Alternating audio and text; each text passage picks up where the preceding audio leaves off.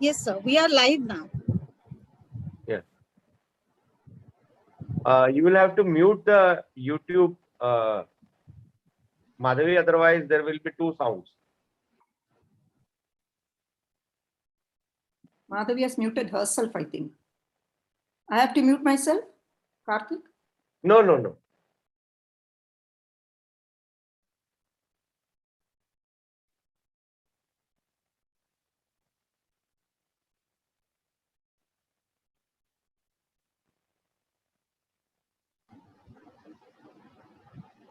Can we proceed, Madhavi? Yeah, we can proceed, sir. Yeah. Okay. No, no. Good evening, dear students. On behalf of all the four collaborating institutions, Rajkumar Keval Ramani Kanya Mahavidyalaya, Nagpur, Mahila Mahavidyalaya, Nandanvan, Nagpur, Vasantrao Naik, Government Institute of Vasantrao Naik, Government Institute of Arts and Social Sciences, Nagpur, and J.M. Patel College, Bandara.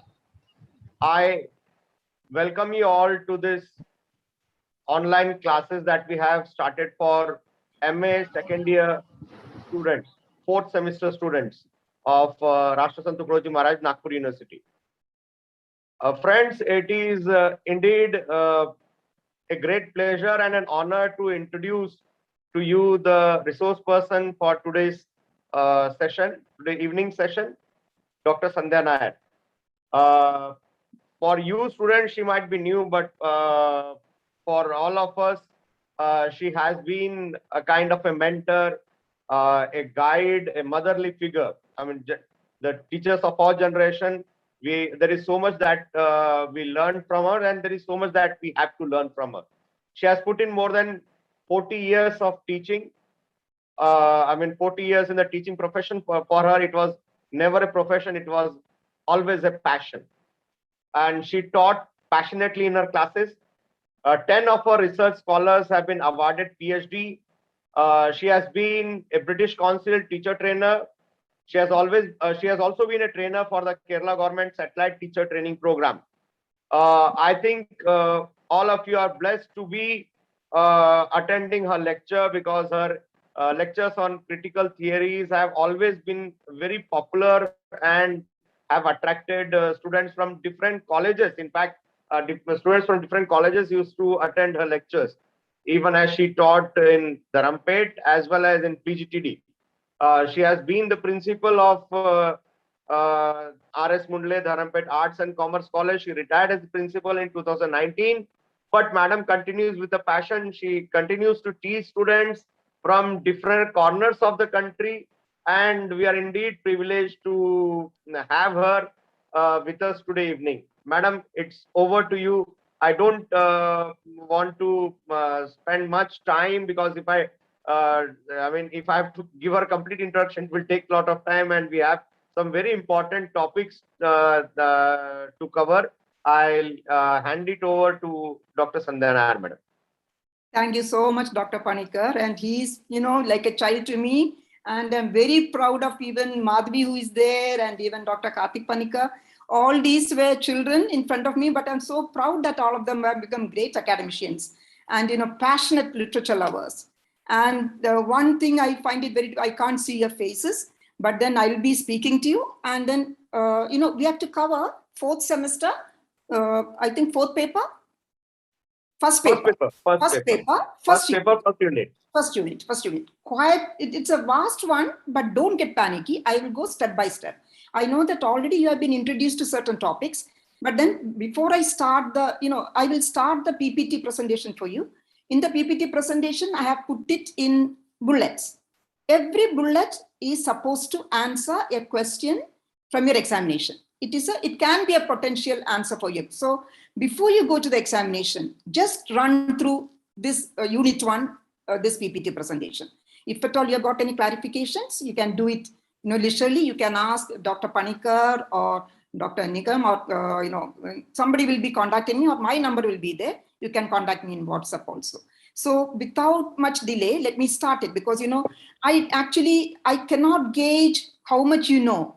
there will be different levels of understanding, different levels. So I will try to start at the beginning. Different topics are there: Russian formalism, structuralism, post-structuralism. We have to cover, nearly 4 decades of intense literary theory activity in the European area. So let us start. I have really rescheduled the topics. I have not necessarily rescheduled, I have reshuffled the topics. So first, can I share the screen, Dr. Panika?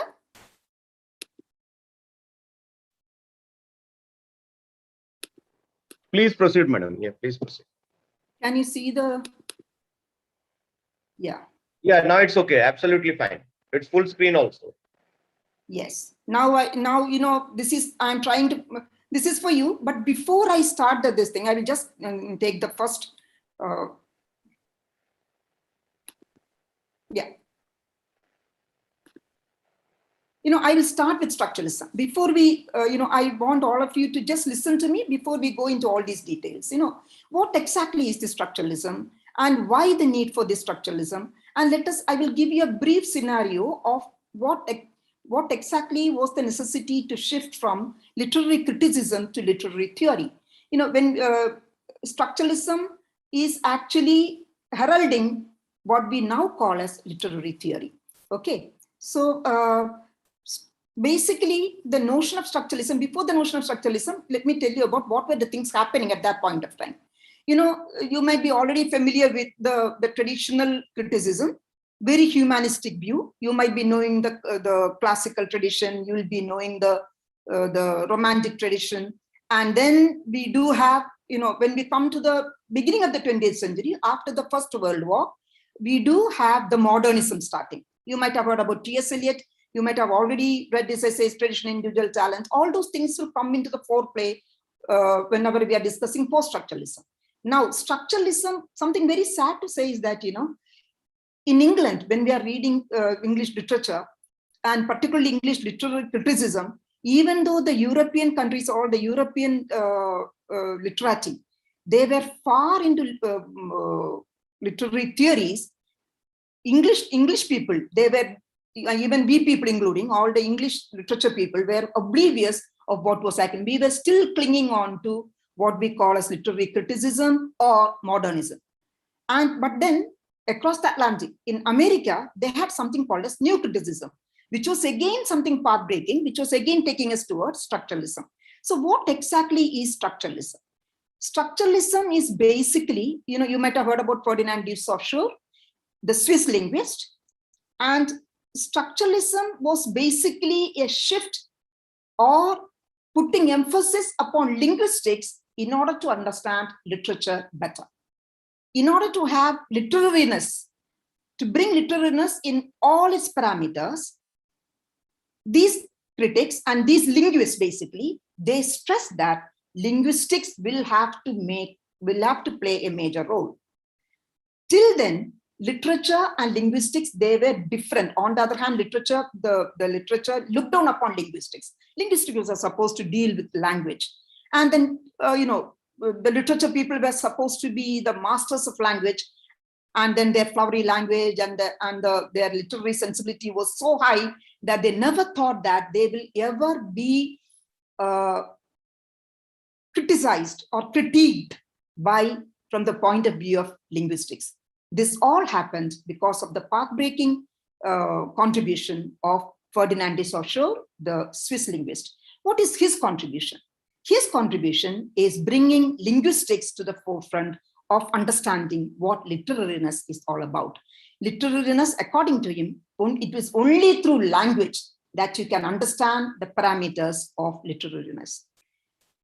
For that, as I told you, when he started, the Swiss linguist, when the European people were all into this linguistics and then Russian formalism, and then the French people, the English people were oblivious, but the Americans were into something called as new criticism. New criticism, again, they, rather than going behind the historical, autobiographical, moralistic platitudes of the traditional humanistic criticism, the new critics again, they brought back the emphasis upon the lexis, upon the upon the functions of the poetry itself, within the poem itself, how it functions, how the language functions. So already a little bit of work on the path of structuralism is already started by the new critics. Now, let us understand what structuralism is about. Then I will tell you what post-structuralism is all about. And then we will come to Russian formalism and also your two key essays. So first, let us start about structuralism. I will read it to you and I will try to explain what the question will be. It is an intellectual moment in the European tradition, and structuralism can be, in a way, said to, it is an heir to existentialism, because modernism and existentialism were going hand in hand at that point of time when Saussure was doing his groundwork on this linguistics and then semiotics. The origins are connected with the Ferdinand de Saussure that you already know. And then along with that, particularly for you people, for your first unit, you have to understand Roman Jakobson. Roman Jakobson, he belongs to Russian formalism, but then he had also his contribution to both the Moscow and Prague Czech schools of linguistics. One person who made his contribution, later on you will be incest studies, you will be understanding more about structuralists of Claude Lévi-Strauss, another French anthropologist, and then he talked about structural anthropology. At this basic function, I will not talk much about Claude Lévi-Strauss, but for your net set examination and everything, you should read into it, and might be you will have an essay at a later stage on Lévi-Strauss. He was also one of the main pillars behind what later on we now call as structuralism.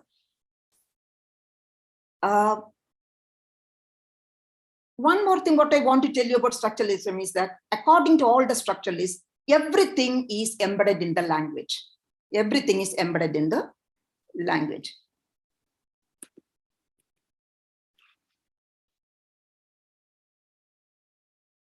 Now let us talk about Ferdinand de Saussure. You might be knowing it, you can get it from anywhere, because, but then I want you to streamline the things which will be easy for me. Modern linguistics and semiology. Semiology is a term that you associate with Saussure because Saussure deemed language as a system of signs constructed by convention. Now, the term sign, as used by Saussure, it has got a different connotation, which I will come to you later. So don't think sign as just like, don't, misinterpret the word sign for just like a symbol or any sign. No, sign has got, it is actually an encompassive word, which I will talk to you later. According to Saussure, linguistic structure in each one's brain is constructed from experience. It is, if at all I am constructing a linguistic structure, it comes from my experience. The process of this linguistic construction is based on associative principles of contrast. You know about dyads, and then you know about the opposites. If there is a black, there should be a white. If there is dark, there should be light, and relational contiguity and frequency. These things you might have already studied, so it might be repetitive for you. Meanings are created through signs and symbols, both visual as well as symbols. Semiology is the bilateral study of how meanings are created and communicated through signs. It is not just the creation, but also the communication. The signs should not only create a message, but it should also be able to communicate it well. Signs and symbols are distinct, signifieds and signifiers. Signifier and signified, again, you might have studied the basic things.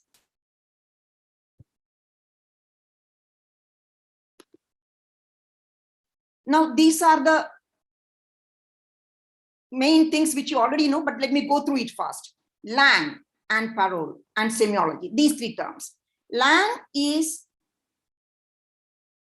in the broad sense, it is the corpus of any language. It rules, it principles, it conventions. Parole is the individual use of that.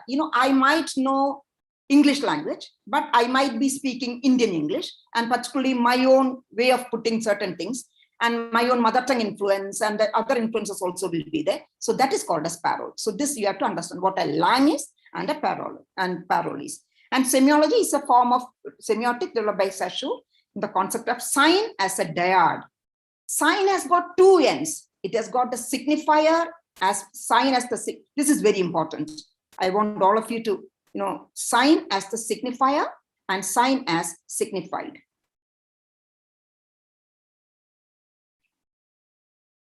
Now, these three terms, what is a sign, what is the signifier, and what is signified? A sign has two components. This is what I want you to understand. Once you understand these basic things, it will be very easy for you to build upon all these things. So a sign has two components. It is the signifier and the signified. The signifier is the representation of one uses in communication for a thing or an idea. It can be a word, it can be a picture. So signifier is, now the signifier for you people is this PPT presentation. A drawing, a sound, or any representation. In language, it is a set of speech sounds or written words. The signified is the original thing or the idea itself. So the signified for all of us now is Saussure and structuralism. Okay. Signified is the original idea itself, which is represented by the signified. Signified is the idea or the concept behind the signifier. The signified and the signifier together form the sign. So the sign encompasses both the signified as well as the signifier. According to Saussure, both terms are concepts, imaginary and arbitrary. Now, another to count this also you might be knowing, but then what is diachronic? Saussure envisions the study of linguistics from two angles. One is diachronic and other synchronic. One is diachronic means historical, and synchronic means at this given point of time, the language exploring what are the changes, what are the inputs coming into the new words being, and some of the words getting dissolved and all those things. So another key facet of Saussure is the arbitrariness of language. Like language forms, though a cultural construct, are arbitrary than iconic. They are never permanent. The language's arbitrariness is the absence of any natural or necessary connection between a word's meaning and its sound or form. In our language, if I'm saying, we do have a problem with, like in Malayalam language, in my language, I call my father Acha. Achan. Achan is the name, but then we call them as Acha. If I say Acha in Maharashtra or in North India, where I had my latter part of my life I spent, there Acha means Acha.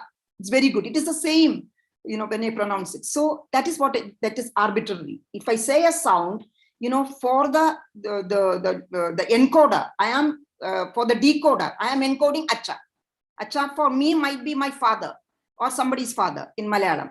But for the decoder, that person, that he or she will decode it according to his cultural stand. Okay. I hope am I making myself clear to you? You are muted, all of you are muted yourself. Okay.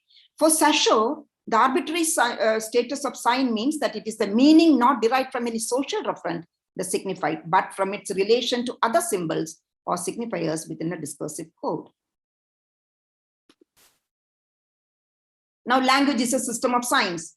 In linguistics also, you might be overloaded with this language as a system of signs.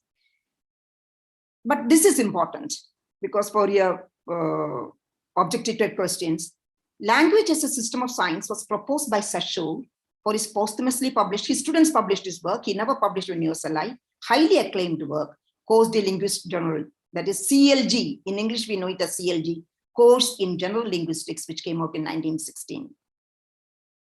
So a sign, according to Saussure, can be any cultural symbol that conveys a meaning. A sign is a concrete relationship between the concept, the signified, and the sound or the image, which is the signifier. Saussure explains the relationship between the signifier and the signified as it is arbitrary.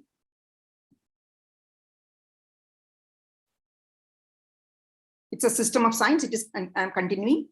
So, linguistic signs by nature are linear. There is a way of which it needs to be linear in order to make yourself understood. Auditory signifiers are linear because they form a chain. Visual signifiers can be grouped in several dimensions. Language is a structured system of arbitrary signs. It's a beautiful sentence. Language is a structured system of arbitrary signs. But symbols are not arbitrary. A symbol may be a signifier, but has a rational relationship with what is signified. It is here I want to explain to you something. You know, linguistic signs are linear, but then you can never understand anything in isolation. You have to according to structuralism, if you want to understand, you will have to go into deeper structures. So if you have got an elegiac poem in front of you, you'll have to go to what is an elegy, what are the different elegies, what is the origin of elegy, what type of, is it a subjective poetry or objective poetry? I'm giving a very simple example. So you have to go to deeper structures, and also what is the stanzaic form used, what is the rhyming scheme used, what are the figures of speech being used, what is the metaphorical language that is being used. So you go to deeper structures in order to understand. So that is what the structuralism is all about. You can never understand anything in isolation. You'll have to go into structures.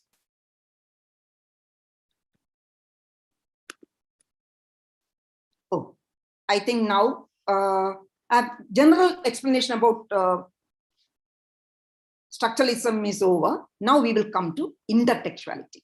This is part of your background topic. You know, what exactly is intertextuality? This also, before I go into it, let me explain what exactly intertextuality means in the traditional sense of the term, and what it means in the theory, in the modern theory. In modern theories, where does intertextuality stand? You know, intertextuality is the relationship between two texts. You know, you might have done allegory. I saw that you have done Absalom and Achitophel. You might have done many allegories, many pastiche. You know what a parody is? Parody is you imitate a literary work in order to ridicule. Pastiche is something in order to elevate. One elevates, one degrades. And calque, all in so in literary criticism. This is don't confuse between literary criticism and even now literary traditional criticism is there. Don't think that with the coming of structuralism, post-structuralism, deconstruction, and all the other critical theories like post-colonialism, the thin theory and all those things, we have actually said goodbye to traditional literary criticism. Humanistic literary criticism is still prevalent. So in literary criticism, we are talking about literary criticism. It refers to the similarities and relationships between literary texts. It can be consciously done, unconsciously it can be there. Intertextuality helps to facilitate new readings and interpretations. They are mostly conscious efforts to take the forms of allegory, parody, pastiche, and calque. Intertextuality does not require citing or referencing punctuation. See, if I am trying to imitate as a parody or as a pastiche something, I need not put it in quote, because I will not be accused of plagiarism, because it is a creative work on my part, but it is intertextual, it is connected with another text. It negates the view that text is self-contained and autonomous entity. No text is, that is why they say that, in structures also, and in post-structuralism also, they said that, in order to, there is intertextuality is there. One confusing sentence, which I don't know whether how much you have gone into post-structuralism, when Derrida or Roland Barthes says that everything is there in the text. And when structuralism says that, you have to go beyond the structures, what they actually mean by the text is that a text is a weave of all the cultural ideas which have gone in the past. It has got something to do with T.S. Eliot's tradition and individual talent. Whatever I have, if I am writing something in that work, or if I'm reading something, when I read when I'm reading a poem, just like imagine I'm reading a poem. What is at work when I read the poem is actually whatever I have read, whatever knowledge I know about other poems I've read, unconsciously, everything will come into the foreplay over there. So that is the intertextuality, somewhat. Yes. As a postmodern, now we are discussing intertextuality. So in the examination, it can be it is objective type. As a postmodern concept, intertextuality was introduced by Julia Kristeva in 1960. This is important. Kristeva poses the view that no text is an island. No text can exist on its own. Every text has some form of influence from the literary works of the past. for the simple reason that if I'm writing a poem, I am following a tradition. I am following one format which has already been used by renowned other literary people. No text is uniquely original. It can never be. Intertextual relationships exist. There are two types of intertextuality: conscious, deliberate intertextuality, and unconscious, hidden, latent intertextuality. In Julia-Kristoffer's formation, any text is an intertext, the site of an intersection of numberless texts existing only through its relation with other texts. This preempts Barth's idea, Roland Barthes' idea, that text as a tissue of quotations, a weave of quotes from other texts or discourses. Intertextuality reiterates the Derridian view that there is nothing outside the text, which means that all meanings reside in the interpretation and reinterpretation of text, and that no text exists outside its interpretation. So everything is what the language plays. Everything is how it is interpreted.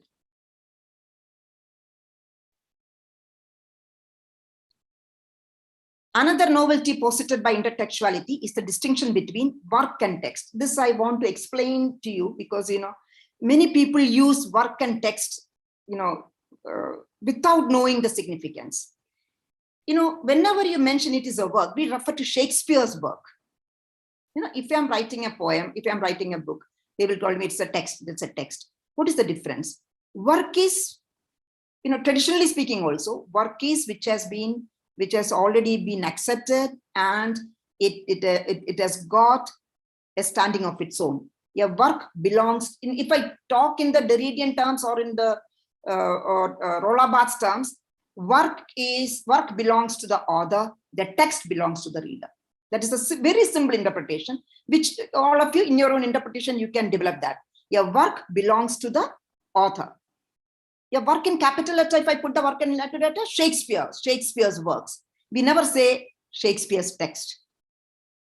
But the moment I say text, according to the post-structuralism, every time we will be coming to that very beautiful concepts of, every time you read, you are a scripter. You are creating a new text. The interaction between the text and so that is why we celebrate the death of the author and the birth of the reader, which will come later on. So intertextuality here, there is a distinction between work and text.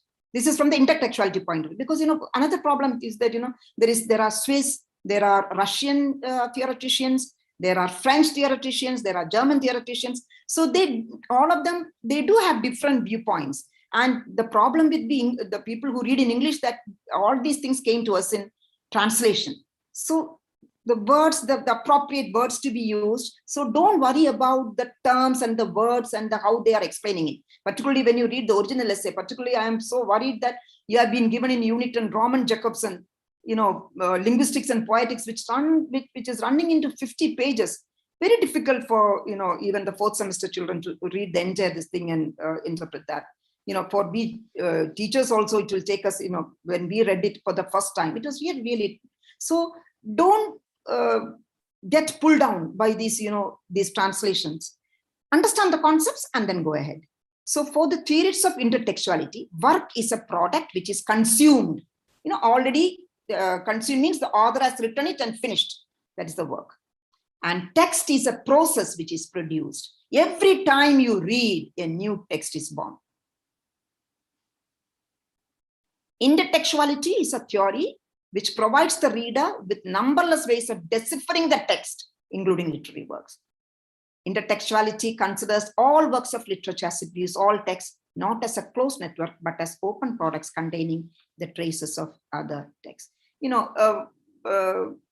Rather than studying when we are doing this literary criticism also, if it is in the classroom, if we had more time, I would have taken to another course, another level of understanding, where, I don't know how many of you, since I do not know how many of you have read Jane Eyre, Charlotte Bronte's Jane Eyre.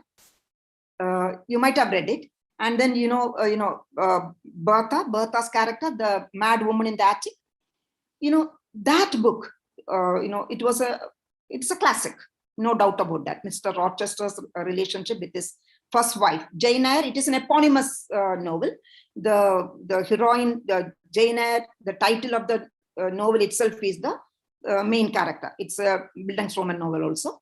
And in that, there is a woman in the attic, the first wife of Rochester. Another book has been written. This came in 1857 or something, somewhere around 1850s. And in 1966, another book was written, The White Sargasso Sea, Rondres.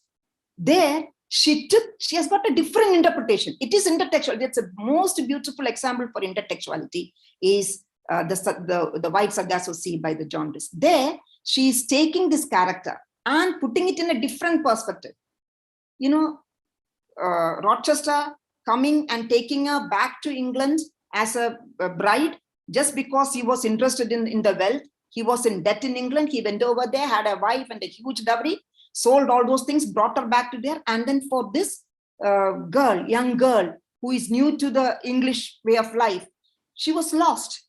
That lostness gradually becomes depression. And that depressed soul, when she's into depression, she's put in the attic. And gradually she becomes mad, and then she manifests all the qualities of a mad woman. That is taken from her angle. Then Rochester no more is the heroic figure for us.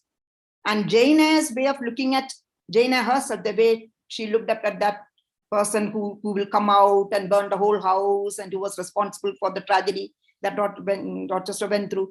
All those things will be taken in a different perspective. That's in feminist theories also, post-colonial theory also, that's a beautiful text. If you have not read it, read that book and then interpret it in through all the theories. It's very good. And then in intertextuality also, that is a very good example. Jane Eyre as well as the White Sargasso Sea. Now we are coming to another background topic for you, that is meta language. Meta language, once again, in the traditional sense of the term, if I talk to you about what meta language is, in the linguistic terms, meta language actually means it's a language which explains the language. All the verbs, the adjectives, and all those things, they are all part of meta language. But when in Russian formalism, meta language is the tool with which you can bring out the literariness, which can add already literariness can be literariness. It is not just one path. Any person can bring out the literariness. Meta language until now, sidetracked as just a linguistic feature, it has been brought back, and meta language is now one of the major tools in order to understand, appreciate, and interpret the literariness from the structuralist point of view and even post-structuralist point of view. Modern logic distinguishes between two levels of language: the object language, that is the ordinary language, the language that speaks of objects, and meta language.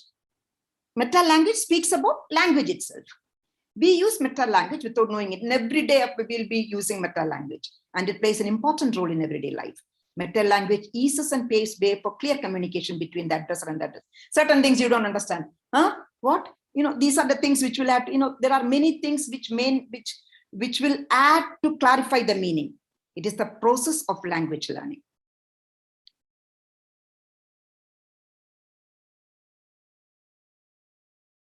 Sorry. It is Roman Jakobson, whose essay now linguistics and poetics will be taking up now. Roman Jakobson, he called for this meta language 50 years earlier also, called from more than half a century ago for a more literary research into metalingual function of language, which is a defining characteristic of structuralism. Metalingual function is the self-delineation function of language itself. It is the ability of language to explore its own features. It is the language used to describe a target language referred to as object language. Meta language can often be distinguished by placing them in italics, quotation, or metasyntax. The words, verb, noun, adjective are all meta language as they describe and examine the features of the language itself. Now we are coming to another background topic, what is Russian formalism and why was the need for Russian formalism? When we talk about Russian formalism, we have to understand what was happening in Russia at that time. Those times where the utmost political upheavals were happening, the Tsar and everybody, the Russian Revolution, followed by Lenin, Stalin, and those periods we are covering.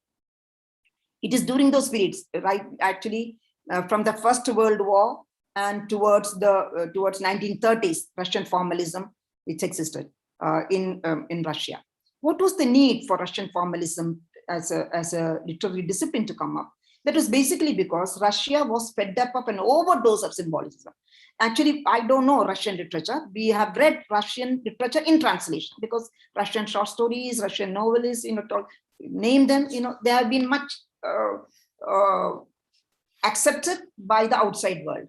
But in Russia, the criticism in Russian language, the criticism was more about on the symbolic lines. So it is said that Russian formalism actually, it has its beginnings because in Russia, there was an overdose of symbolism. Russian formalism was the precursor of structuralism. One thing I want all of you to understand, some of my students, when I was teaching, they used to understand, madam, when you say that Saussure was structuralism and Russian formalism came later, why do you say that Russian formalism? Structuralism was not stuck.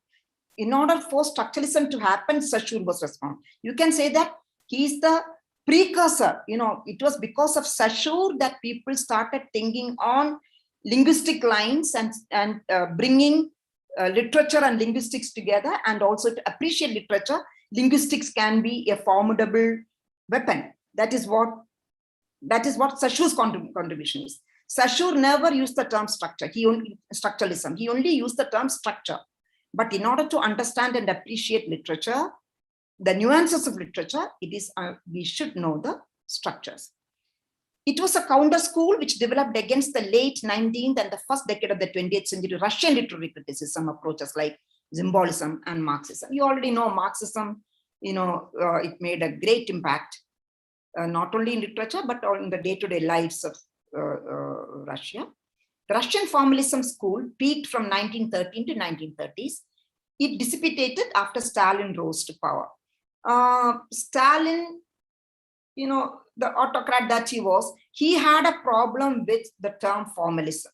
According to him, formalism was not a layman's term. He did not understand what these people were doing. And then for Joseph Stalin, formalism was a pejorative term for elitism. So he thought that this word is elitist and their studies are elitist.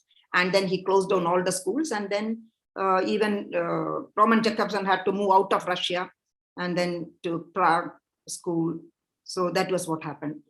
He was associated both with, the next, I think, the two schools that's very important for you in Russian formalism.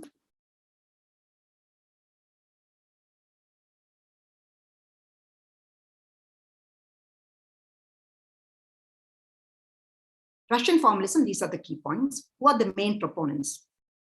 Viktor Shklovsky, Vladimir Trov, and Roman Jakobson. There are many names because I have taken only 3 of them because they represent two schools. 2 groups contributed to Russian formalism. This is very, very important.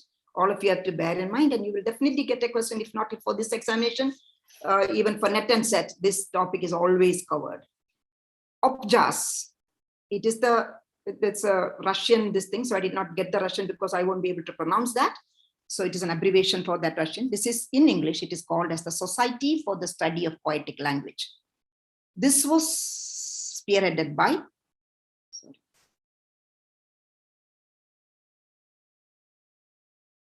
Viktor Shklovsky. So Objas, Viktor Shklovsky, and then the Moscow Linguistic Circle, the leader was Roman Jakobson.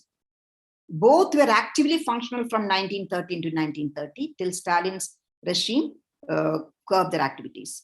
These people, Objas and the Moscow Linguistic School, they profoundly influenced the structuralists like Mikhail Bakhtin, Arne Wellach, and the Prague Linguistic Circle.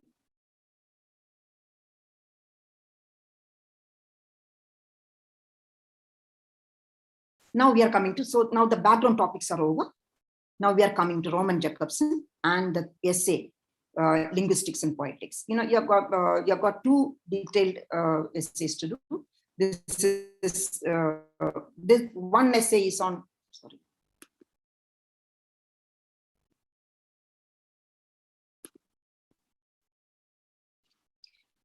One is rooted in structuralism. Another one, it is actually bridging between structuralism and post-structuralism. The key Roland Barthes essay, The Death of the Author, that is the essay which actually ushered in the post-structuralism. Now let us know about what Roman Jakobson. He died in 1982. Russian-born Jakobson was the founder member of the Moscow Linguistic Circle in 1915. It was established in 1915.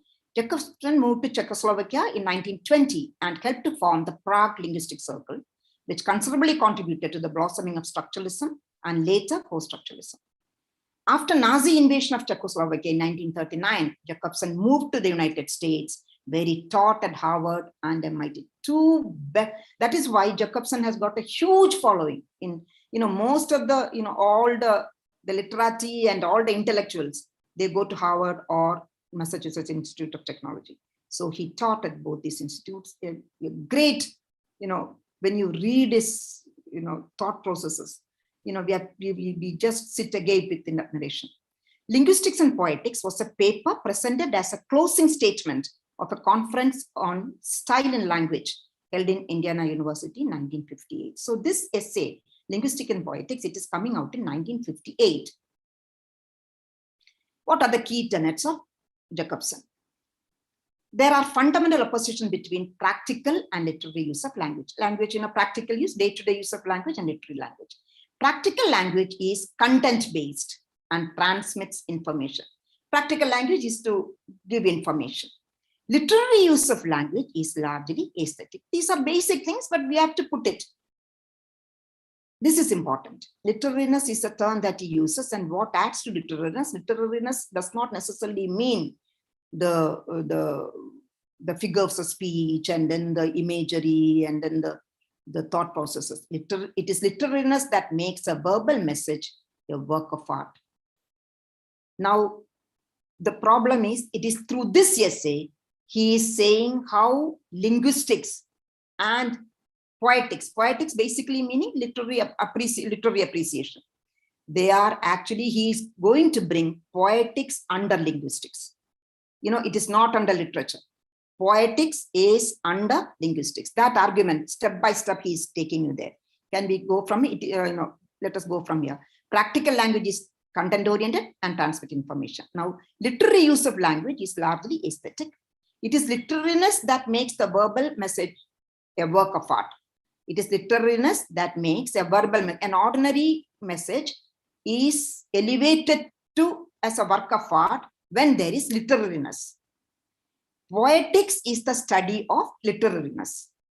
Poetics encompasses the aesthetics of verbal structure. This is very important. Poetics encompasses the aesthetics of verbal structure. Therefore, poetics is an integral part of linguistics. For the first time, it was a rude shock to the literature people. Why? We will be evaluated by the linguist now, but then this is where the structuralism is starting, and this is where linguistics is gaining grounds. For a proper appreciation of any literary work, linguistics play a pivotal role.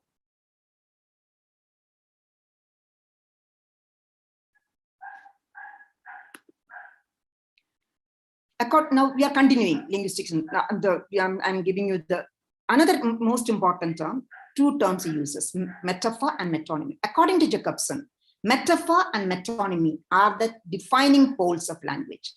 All linguistic expressions lie somewhere between these two extremes. So at one end, you've got metaphorical language, which is literary language, if we talk in literary terms, metaphorical, and metonymy. Metonymic language is ordinary language. Metaphor and metonymy are the defining poles of language. All linguistic expressions lie somewhere between these two extremes. Poetry is essentially metaphoric, and language used for communication is metonymic. Metaphoric language espouses literariness. Literariness offers the reader a special mode of experience. Poetic features belong to the theory of science known as semiotics. So that is how he's introducing semiotics. So in order to understand literariness, we have to understand the role played by the science. At what level are these signs playing the role at a metaphoric level or at a metonymic? If it is playing at a metaphoric level, what are their attributes? You study them. That will add value to the appreciation of any literary work.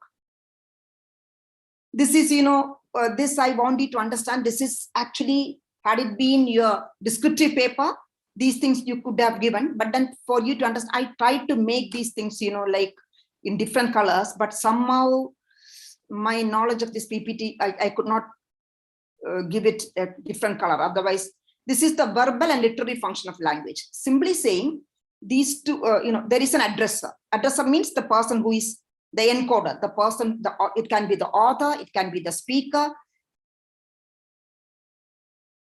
When it is metaphoric means poetic. When it is literary, then it is emotive. Then it is emotive. The function is emotive.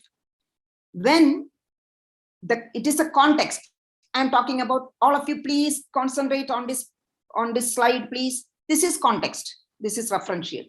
This is, I am actually the verbal function of language. But the moment I say that, I'm going to tell you about the poetic or the encoding, decoding faculties of language, then I am going to give you a message. Or I'm going to take a poem, I'm going to take Wordsworth's Daffodils, and then I'm going to decipher for you what is, I'm going to decode it for you. Then I am giving you a message that is poetic. And then contact, the metalingual, we talked about metalingual, that is used by the poetic function. It is in the poetic function, literary function. The contact, the fatigue is, fatigue is are the things that you normally tell you, the common usages. That is actually the verbal usage, and the code or the metalingual function is the poetic usage, literary function. And in the person who is being addressed, it can be a conative, emotive and conative, and then it can be an encoder and the decoder. Conative function is the literary function. So here, what are the literary functions here? Message is poetic, emotive function, conative function, metalingual function. So these are the 6 functions of language, both verbal and literary. This is very important. Had it been a descriptive, you got the essay with you, but then I have in the next 2 slides, which will be coming to you, because when I read it and when I try to explain it to you, might be, it may not be, if at all, it may not register. But later on, when you read it, the next 2 slides, I've explained these things for you. So if at all you have got any doubts, you can go through it. I will just read through it, provided you might be able to understand. Language must be investigated in all its variety of functions. The addresser, the speaker, the author, the encoder, sends a message, that's the verbal act, the signifier, to the addressee, the hearer, the reader, the encoder. To be operative, the message requires a context. That's a referent, the signified, sizable by the addresses, either verbal or capable of being verbalized. Now there is a code. That's a shared mode of discourse, shared language, fully at least partially common to the addresser and that code should be, if I am speaking this language, English language, all the people listening to me should be knowing English. So that code, there should be some between the addresser and the addressee, that code should be there. Finally, a contact, a physical channel of psychological connection between the addresser and the addressee, enabling both of them to enter and stay in communication. It can be verbal, it can be visual, it can be through a written text, or it can be through the emails.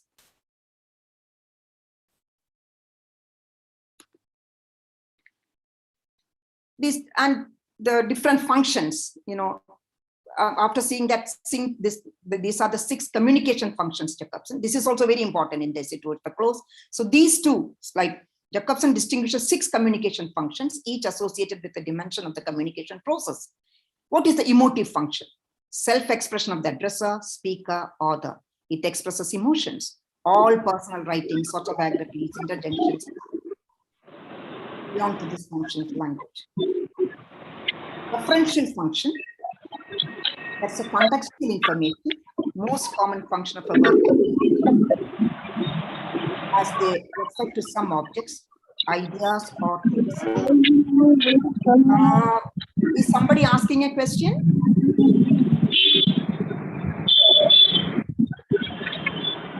Hello? A poetic function, conative function.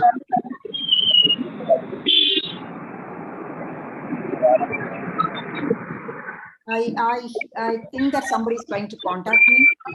Anyway, let me go through it. Can you mute that, please?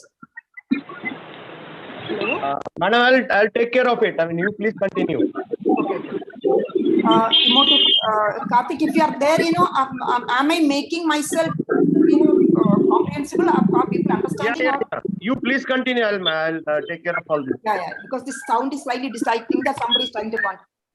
Hello? Yes. Emotive function, referential function, poetic function, and then factic function. The sounds that children make, hello, bye, goodbye, see you later, factic function, metalingual function, which we already discussed, and conative function. So before going to the examination, read these 6 functions well, and also that diagram.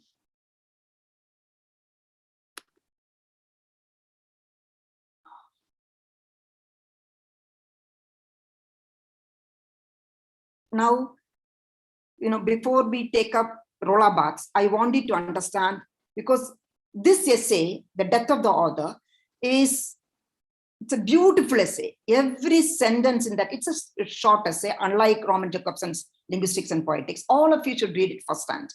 My interpretation, and when you interpret it on your own, you'll be really happy when you read that essay.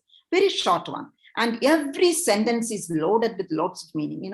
You can spend hours and hours describing it and enjoying it. Even though that isn't translated, it is one of the best translations that we have got. We have not lost the spirit of, Roland Barthes. Before we enter that essay, I want you to understand and what is the structuralism that carries. Structuralism, once again repeating, because I want this embedded in your mind so that you will be able to grasp Roland Barthes. Structuralism as an academic movement of the humanities was influential in the 1950s and 60s. Okay, you understand Jacobson, that Russian formalism was there till 20s, but it continued, the Prague School and everything, it continued till the 40s, till the Second World War was over. Structuralism as an academic movement of the humanities. So all these, Saussure, the Russian formalism, all these people contributed to the emergence of structuralism in the 50s and 60s. Influencing, and another thing is that don't just think that structuralism is just with literature. It is an all-encompassing humanities. Anthropology, linguistics, literary theory, psychology, psychoanalytics, many fields. Primarily based on the linguistic theories of Ferdinand de Saussure, structuralism considered language as a system of signs and signification. All language signs are understandable only in relation to and to the system. So if you want to understand something, you will have to go into the deeper structures. Structuralist methodology implies that elements of human culture must be understood by way of the relationship to a broader system. Now, here is something which I put up for you. I told you that post-structuralism, as it says, it has moved away from structuralism. Some of the basic tenets are just the same. Their emphasis upon linguistics, their emphasis upon sign, all those things are the same. But there are certain differences between structuralism and post-structuralism. Otherwise, we will not call it as a new school. What are the differences? This is a comparative this thing. There are many other comparisons also, but I have restricted myself to the 2 essays which I'm going to do, because it will be otherwise too vast and you will be lost. So for these 2 essays, for Roman Jacobson and as well as for Roland Barthes, one person contributing to structuralism and another person contributing to post-structuralism. Already, when we talk about Roland Barthes, he was somebody who started with beautiful essays in existentialism. He was somebody who wrote for structuralism, later on post-structuralism, and even deconstruction. So a wide range of literary schools he covered. And very happily, he shifted from, he was a fence sitter. He will jump from one to another, very happy. And he carried forward. And then he was basically with this essay, he ushered in what we call as post-structuralism. Another thing, I want to clarify to people, some of the children earlier, when post-structuralism was introduced, we used to put a dash hyphen between post-structuralism.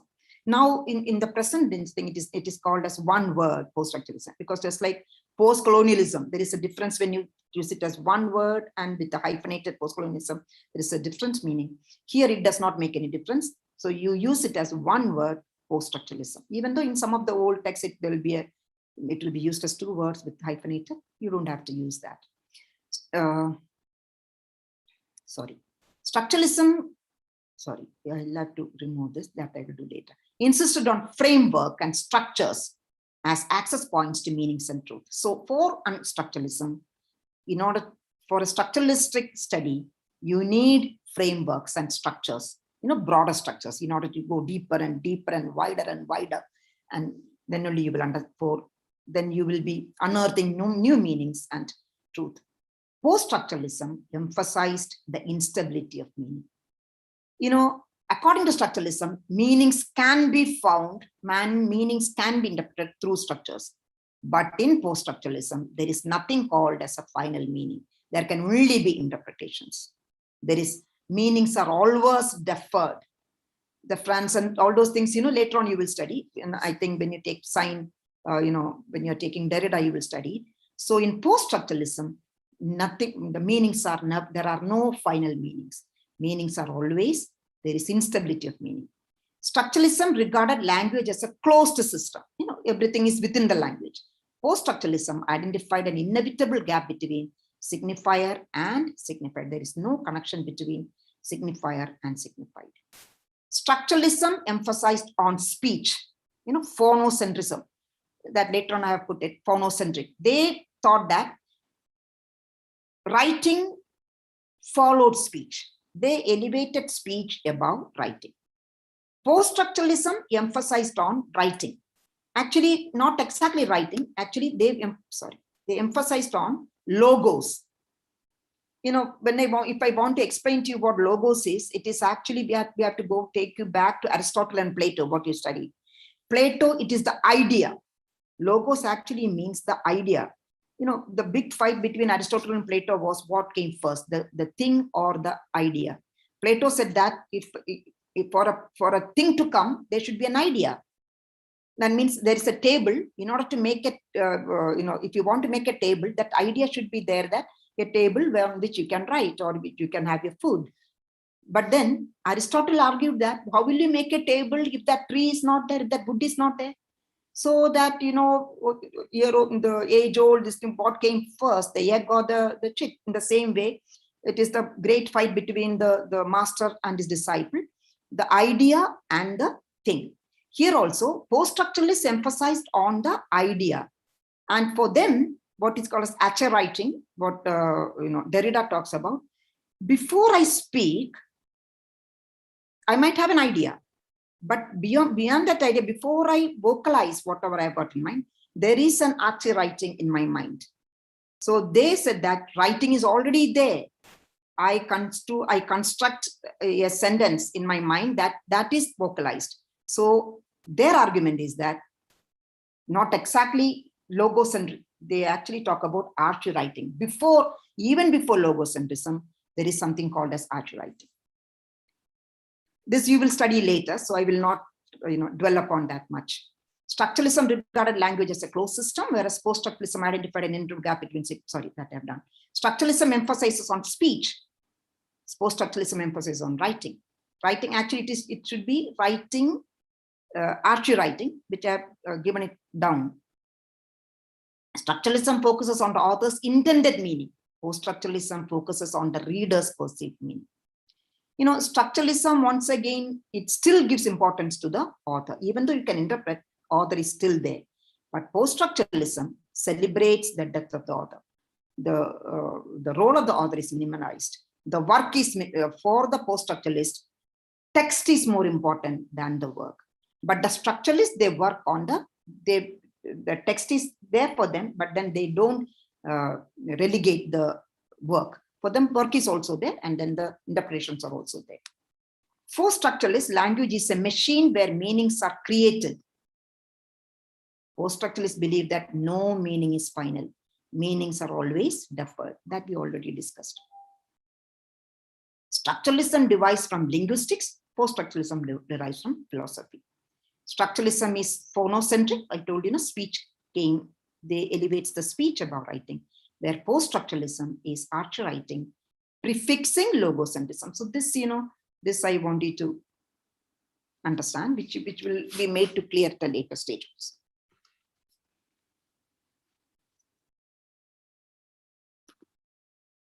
Now we are coming to your second essay, detailed essay, which, I think as students, as a student, when in my younger days, I fell in love with Roland Barthes because of the way he presented the ideas. And all of you, for you, you will fall in love with theory once you read his essay in original, whatever interpretation, whoever interprets for you. If you can read that in original, every time you read it, a new text is born. Every time you read it, new ideas will come in.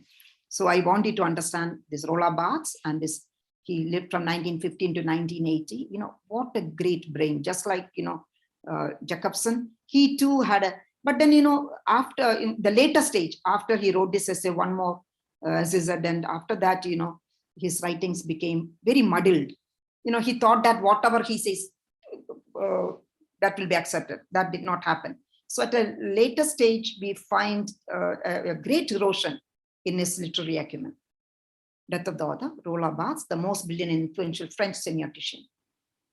The following path-breaking work saw him, I want you to understand, this is for your net and set also, and even for your examination also. These are the, key works. Everything, the work of his essay, let it be an essay or it's a book or it's a collection of essays, all of them had a great impact in both structuralism, post-structuralism, as well as in deconstruction. Writing Degree Zero, a polemic work influenced by Jean-Paul Sartre's Existentialism and Phenomenology. When he wrote this, he was profoundly under the influence of Sartre's existentialism. So you find writing Degree Zero so full of, ideas, and then explaining existentialism and why that critical concept is very important for the modern man. Now, then came in 1957, 54 essays. That is basically from the leftist ideology. Basically, whatever now we call a subaltern studies, or the voices of the subaltern, voices of the marginalized, and the inequalities in the society, inequalities in culture.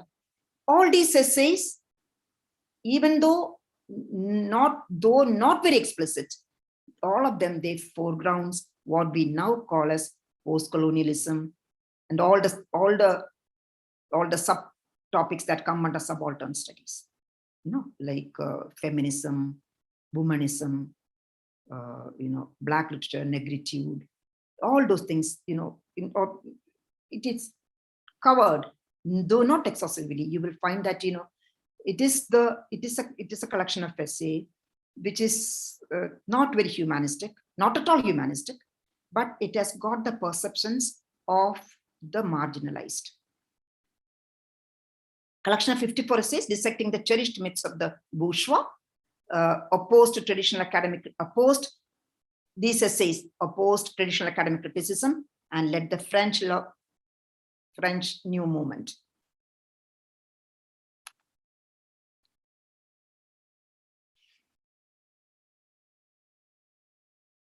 Another work is Elements of Semiology. This is in 1964. He's still in the structuralist mode. So this is all about structuralism. He advocated the structuralist ambition to found a science, structuralist semiotics, in the tradition of Saussure and Jacobson. So he was profoundly influenced by Saussure and Jacobson, and he wanted to open a new school of studies in his university also, called a structuralist semiotics. Now comes the essay which you've got to study. The Death of the Author. This essay came in 1968. When he started writing the essay, just before that, till 1964, just 2 years before, he was in the structuralist mode. Now he's jumping the bandwagon into the post-structuralist mode. Traditional literary criticism was struck down with the most controversial post-structuralism tenet. So it is through this essay that the post-structuralism, that tenet that he announced, the tenet is the birth of the reader must be at the cost of the death of the author. So a scripter, a reader, normally in his original essay, he refers to that scripter. A scripter is born. If at all you want to read a book, your work, and you want to create a text, then you should celebrate, you should forget about the author, and also all the humanistic traditional way of appreciating literature. As I said, the commentary on Balzac's story of Saracen is a brilliant analysis in deconstruction. So this is his contribution. Contribution right away, starting from existentialism, and then subaltern, and then structuralism, post-structuralism, taking up to reconstruction till his death in 1980. Now, this is the very important things which you should always bear in mind. Listenable or readerly text. He downplays readerly text. According to him, readerly text, what he calls as listenable or readerly text, are texts which are not texts, are works. Now we have to differentiate, even though it is coming to my mouth, you should differentiate between what is a work. Work is author is God. Text means it is reader-centric. One is author-centric, which is work, and reader is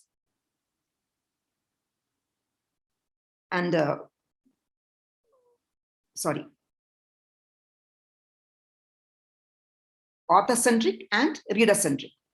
So listenable is reader-centric, that is, or readerly classical works. That author is God. The next one, which is reader-centric, is scriptable or writerly modern text. Every time you read a text, you are writing a new text. If I'm reading a text in the morning, and the same text I am reading in the evening, I might have a different text. I might have a different interpretation. Scriptable. So you have to downplay, Roland Barthes downplays listenable or readerly classical works where author is God, and then he is advocating scriptable or writerly modern text, which is inviting readers in the active participation in the production of meanings. This is another beautiful quote from him. The modern scripter. Scripter, actually, you'll have to, scripter means reader. The modern scripter is born simultaneously with the text, and every text is eternally written here and now. When you read it now, your text is born.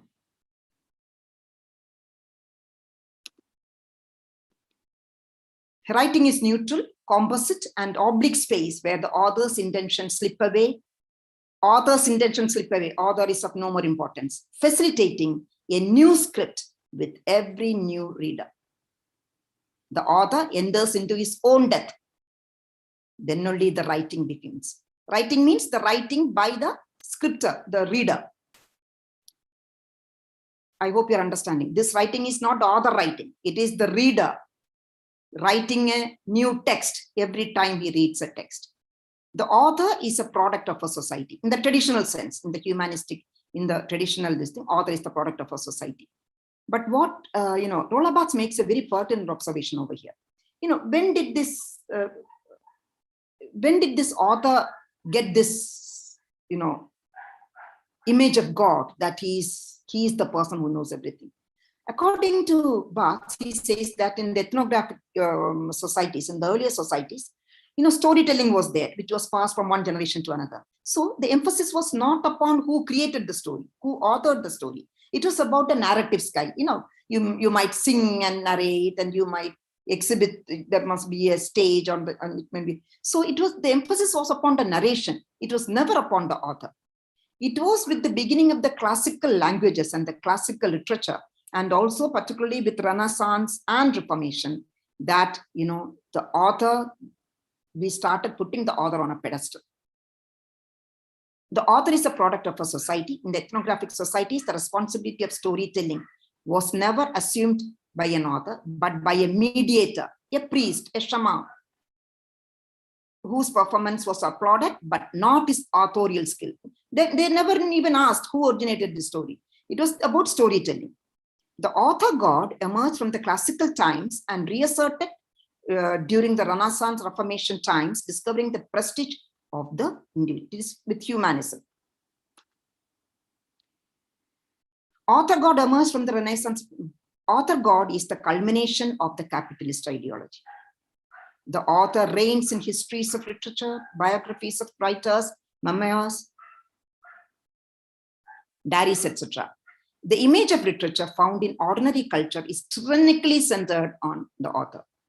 You know, the literature till post-structuralism or till structuralism started, it was tyrannically, see the word he is using, tyrannically, it was centered on the author. Traditionally, the explanation of the work is sought in the person who produced it. So earlier, when we studied also, we have to understand the background of the author, what he intended. It was the author, his biographical background, his political background, and why, you know, we could not interpret. Even if we interpreted it in our own way, that will not be accepted as an answer. Traditionally, the explanation of a work is sought in the person who produced it, the voice of a single person, the author confiding in us. The author remains powerful even in new criticism.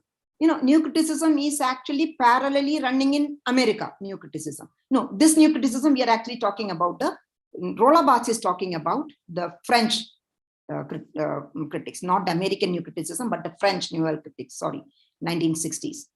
The author remains powerful even in new criticism. But when we are talking about new criticism in America also, you know, they outrightly, they did not reject the author, even though their emphasis was on the text, but the author did have a say.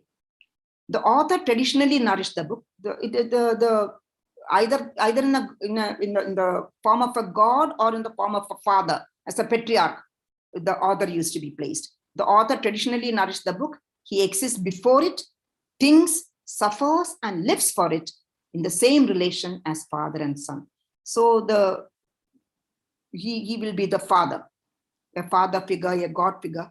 It was the French symbolist poet, Stephen Mallarmé, 1871-1945, who advocated that it is the language that speaks and not the other. So for the first time, the post-structuralist thinking, it actually mushroomed, according to Roland Barthes, from Mallarmé, his contemporary poet, when he mentioned that it's the language that speaks and not the author. This is what structuralism is also. It is all is there embedded in the language. In writing, the prerequisite is impersonality. In writing, the prerequisite is impersonality. You know, you will be, if you have done T.S. Eliot, tradition and individual talent, there is the impersonality of art. You know, the author, it is like the mind of the author should be like a crucible where it, you know, you might be remembering all those things. So it is the language that acts and performs and not me, the author. So the author, he has to understand that it is not he that is doing the acting. It is actually the language. He has got at his dispense the facilities of the language. It is with the language that he is playing. The removal of the author ought to be like the veritable distancing of Brecht. You know, Bertolt Brecht, I don't know whether you know, he's a great playwright, and also in his plays, the script is never complete. He will allow the viewers also to join the drama, where it is, you know, there is no final. He will never write the script fully. So that is the veritable distancing of Brecht. The author will distance himself. So even the actors are given freedom to say, to have the dialogues in their own way, or even sometimes in certain staging of his dramas, even the audience will put in this thing. So it can take its own course. It is never final. He is no author god. He will allow the freedom even to his actors and also to the viewers. The author ought to diminish into the far end of the literary stage. So that is what Barthes is saying. Just like Brecht, in his dramas, he faded and he allowed the actors and the viewers to have an active role. In the same way, in the modern post-structuralism, the author should be forgotten, and then it is the time for every reader to be a scripter. the modern scripter. So the modern reader is called as the scripter. He is scripting a new text whenever he reads it. The modern scripter is born simultaneously with the text. These are all beautiful quotations, beautiful, on which you can write critical essays.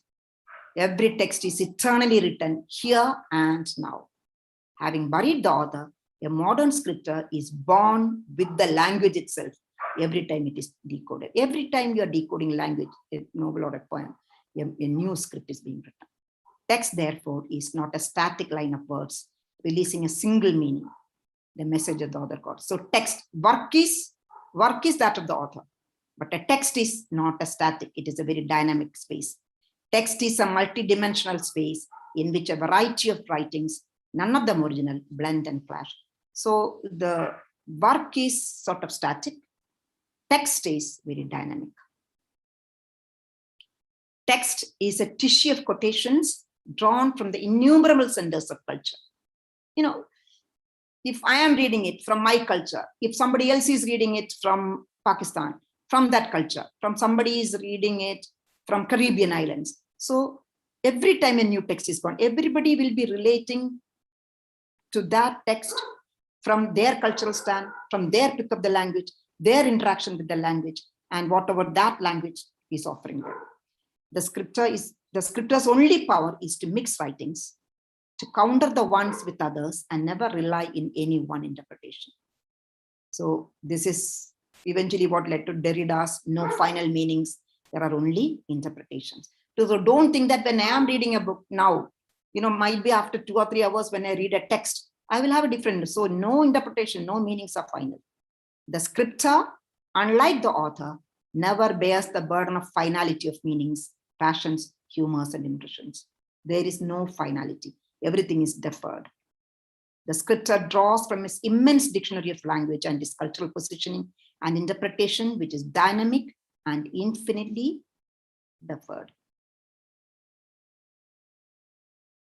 To give the ownership of the text to the author is to impose a limit on the text.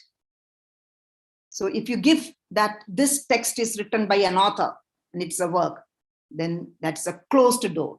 There is no scope for interpretation. It will not be a very fertile literary exercise. To give a text an author is to furnish the final meaning, the final signified, which is as good as burying a text. The role of the critic, in the same way, even Roland Barthes close the doors on the critic also. The author and then the critic who can make or mar an author. Both of them, he is saying that no. The role of the critic is also marginalized with that of the author. Traditionally, the critic had a role of the God maker, elevate or push out an author from popular memory. Therefore, historically, the reign of the author has also been that of the critic. So the critic as well as the author, they were reigning in the past. They were ruling in the past. Now in postmodernism, the author is dead. Along with that, the critic is also fading into oblivion. Now, who is emerging? The scripture, the reader is emerging. With the diminishing status of the author, the critic too has become a poor shadow. In the present multiplicity of writing, everything has to be disentangled. No, that is, in this essay itself, he is using the word disentangled, which is actually done by deconstruction. In the present multiplicity of writing, everything has to be disentangled, whereas in the past, everything has to be deciphered. The author intended some meaning, we will have to somehow find out that meaning. That was our job in the past in literary criticism. But now, as a literary theory, postmodernism says that we have to disentangle. Forget the author. The modern reader has to hear the deafness of the characters. Beautiful statement. The modern reader has to hear the deafness of the characters. That is what deconstruction does. The untold things, the fill up the blanks, the missing things. You have to look for the absences, not the presence. Structuralism, another difference between structuralism and post-structuralism is structuralism is all about presence, what is there in the language, and you go to structures. In post-structuralism, it is all about absences. It is not what the author has said. what the author has not said about your interpretation.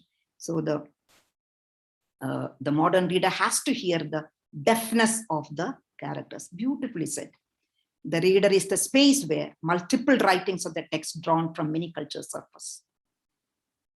The reader is the space where all quotations that make up a writing are inscribed without any of them being lost. So it is the reader where everything will converge and it will never be lost. The text unity lies not in its origin, but in its destination. Where is the destination? It is never final. I might read it now, I might read it at a later time, somebody else will read. So its destination is again deferred. The destination cannot any longer be personal. The reader is without history, biography, and psychology. I cannot approach a work with my own preconceived notions about history, biography, and psychology. A modern reader is that someone who holds together in a single field all the traces by which the written text is constituted. Now, the close of the essay, the classic criticism relegated the reader, holding the author as ultimate. In the classic criticism, the reader was never taken into consideration. The author was ultimate, he was the god. But we are, it's a topsy-turvy. The myth of the author god has to be overthrown to give writing its future. So we have to bust the myth that author is God. And the closing sentence, the birth of the reader must be at the cost of the death of the author. Thank you, children. Thank you so much, and God bless. I think now I can close this.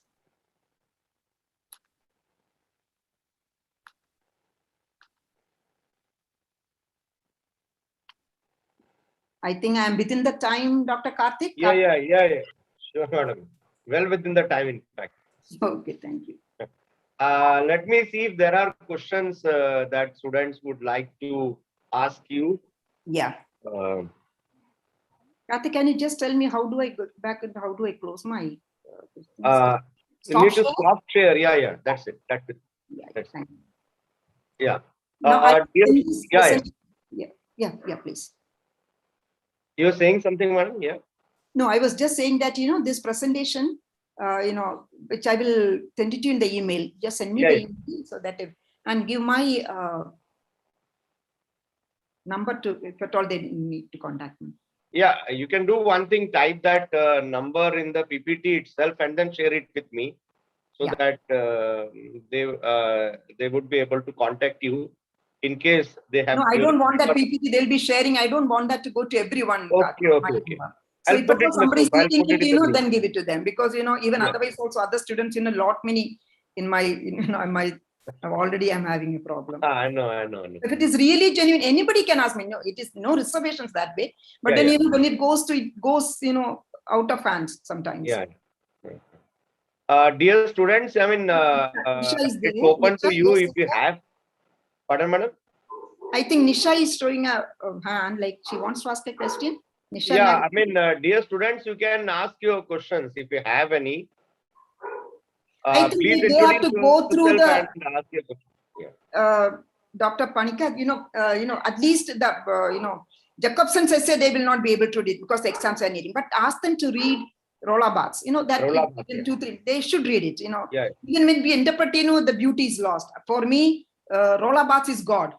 Particularly in that essay, the way he has said, even though it is in translation, beautifully said. It never be.